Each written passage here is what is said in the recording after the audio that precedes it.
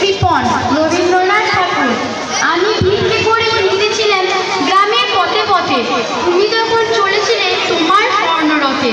অপূর্ব এক স্বপ্ন সম লাগতেছিল চোখে মম। কি বিচিত্র শোভা তোমার, কি বিচিত্র সাজ। আমি মনে ভাবতেছিলাম যে কোন মহারাজ আজি শুভক্ষণে রাত পোহালো।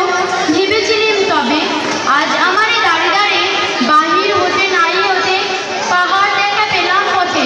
চলিতেরা ধন্য ছড়াবে দুই ধারে, মোটা মোটা কুড়িয়ে নেব ঘাড়ে ঘাড়ে। দেখি সহসা রথ থেমে গেল আমার কাছে এসে।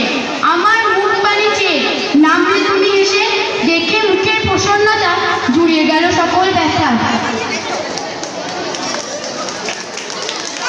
খুব সুন্দর।